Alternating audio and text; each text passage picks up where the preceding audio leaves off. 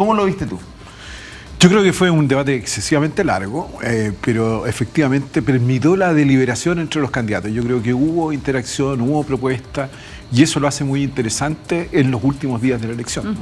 Tomás, siempre uno piensa quién fue el ganador del debate, o la ganadora en este caso, pero cuesta hacer esa disección, básicamente porque primero Janet Jara tiene su propia realidad, y la derecha tiene otra realidad.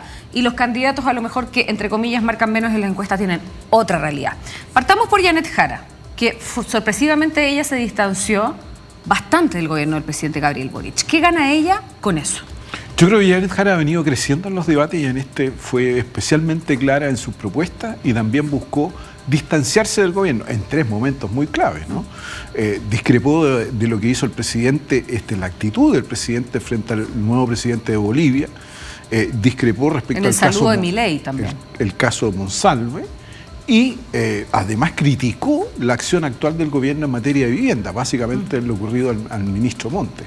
Me parece que lo que busca Janet Jara es de alguna manera buscar un espacio donde pueda ella crecer después en una segunda vuelta. Me parece que está buscando ese espacio y para eso alejarse del gobierno parece ser un camino necesario, puesto que el gobierno parece ser una mochila muy cargada, muy fuerte para la candidatura de Janet Jara. A uno le llama la atención y también es comentario entre los periodistas el look, ¿no?, de Janet Jara. Muy distinto cuando era ministra, un estilo de vestuario muy distinto al que es hoy. Claro, ahora postula a la presidencia de la República, pero hay quienes incluso dicen un estilo medio bacheletiano, ¿no? Buscando quizás eso también, Tomás, llegar y superar el 38% del plebiscito del 22 que pareciera ser la meta dentro del comando.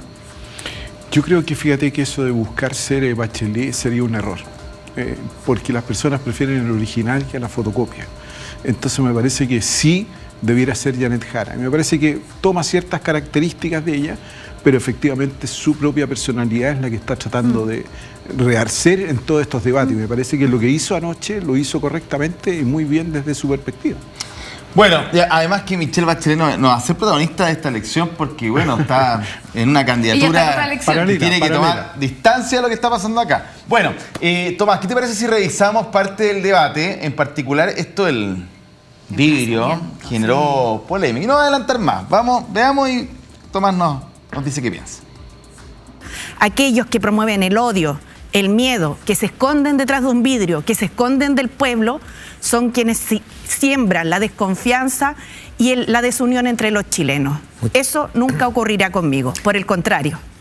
Durante 8 años luché como alcaldesa en contra del crimen organizado, en contra de la delincuencia, en contra del comercio ilegal.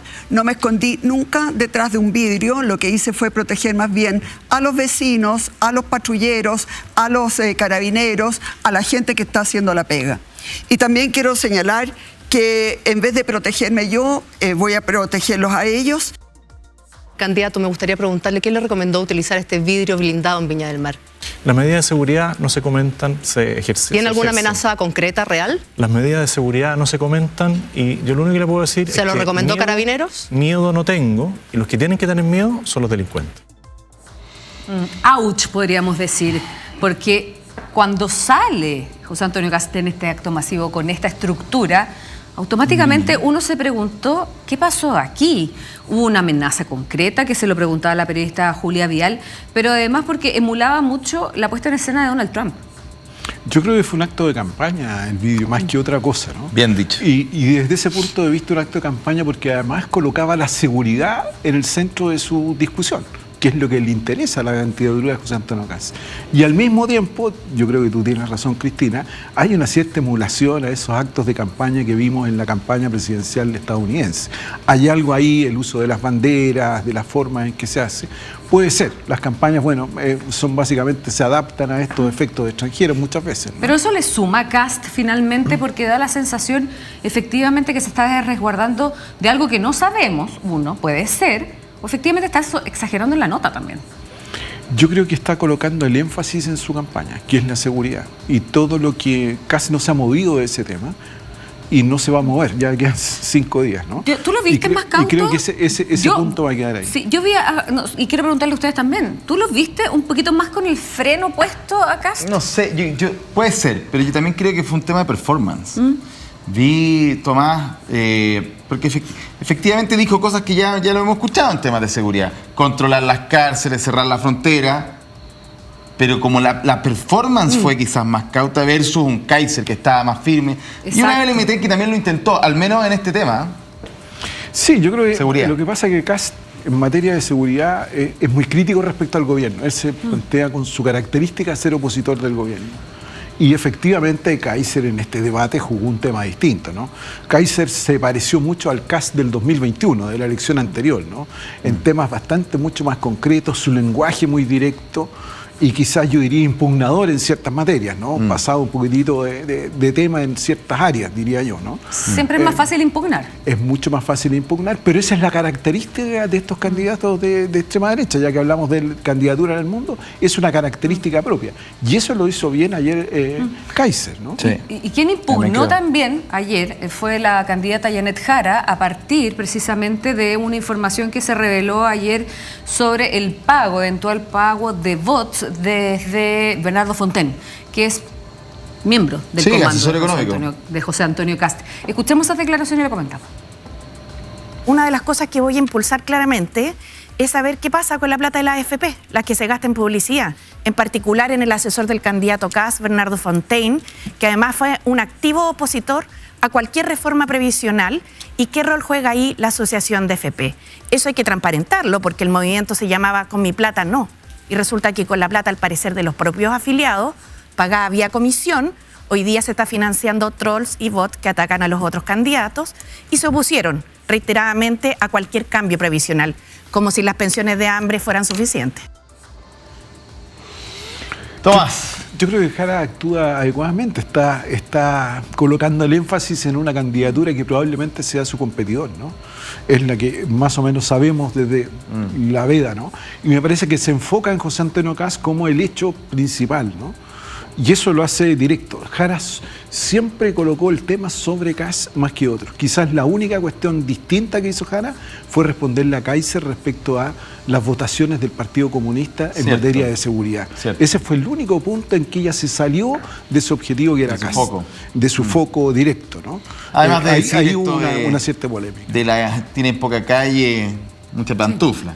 Sí. Porque hay muchos que tienen estas frases no armadas para los debates. Ahora, de frases armadas, eran casi todos los candidatos tuvieron lo digo una frase, ¿no? Y me parece que está bien también. Sí, si tienen que aprovechar, esto es la cuña para la tele y la cuña para las redes sociales. La cuña para las redes sociales es más corta.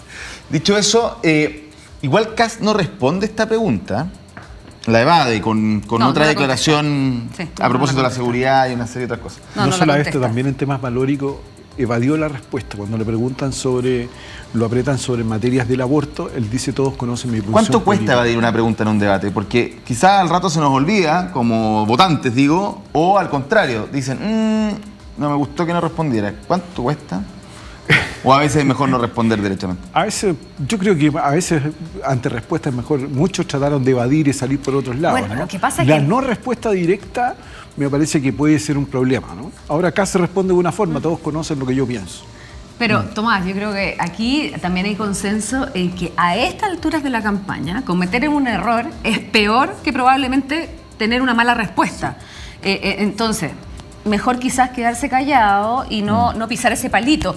De hecho, bueno... Pero el tema los va a seguir, ¿eh? Sí, los va a seguir, sin duda. De hecho, también Marco Enríquez Ominami también tuvo una participación impugnando, ¿no?, a otro de los candidatos, a Kaiser puntualmente. Revisémoslo y lo comentamos. No puede ser que a 40, 30 años del fin del gobierno militar sigamos con procesos abiertos.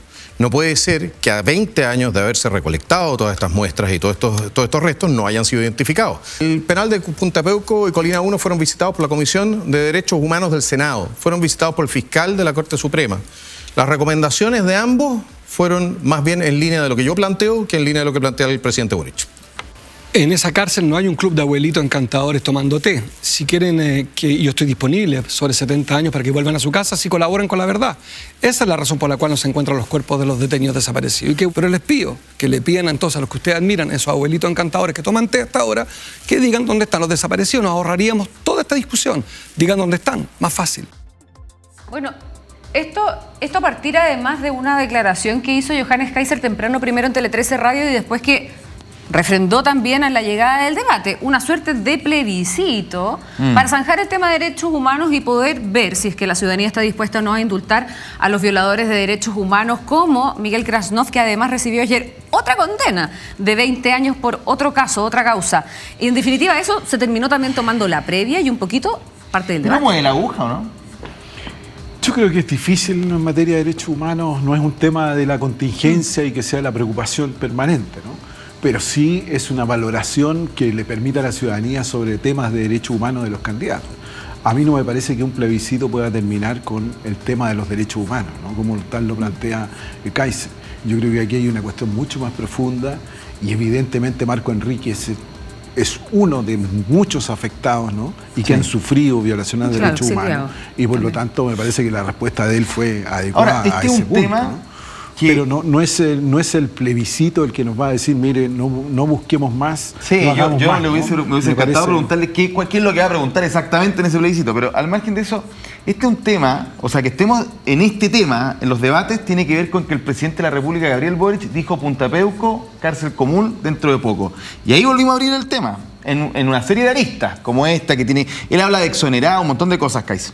Pero quiero decir, el presidente, a ver, por supuesto que es legítimo que el presidente quiera cambiar el penal de Punta Peuco con una cárcel común. El tema es que lo anuncia en este momento, a pocas semanas de la elección. O sea, es evidente que esto es provocar algo. Por eso te pregunto si mueve la aguja o no, si sirve de algo, porque hay una intención allí, creo yo.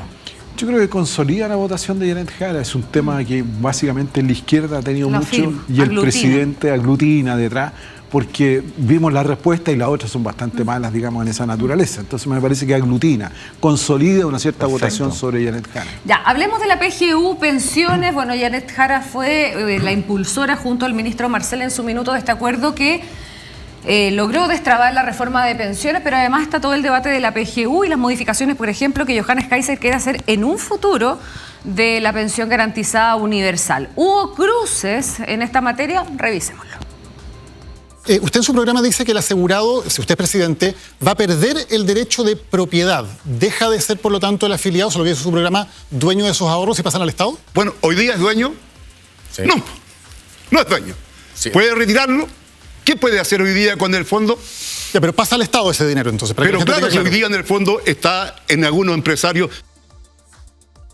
Yo creo que la PGU tiene que ir de la mano con el crecimiento económico del país, llegando a tal nivel de que llegue a los mismos márgenes o al mismo nivel del salario mínimo. No lo tengo estimado, mentalmente no lo tengo, pero está estimado. Nosotros creemos que hay que mejorar la PGU, está la plata, o sea, hay que reducirle la plata a los políticos, no más pago por voto, no más pago por diputados y senadores a los partidos políticos, no más casas de ensueño que tienen la sede de los partidos políticos, la podemos financiar, queremos aumentar en 50.000 pesos mensuales todos los años que yo sea presidente. 50.000 pesos mensuales la PGU desde que él es presidente, si es que llega a la moneda, eso dice Franco Parisi. ¿Cómo? No hay profundidad, o sea, una cantidad de plata impresionante. Con ninguna casa de ningún partido político financiero.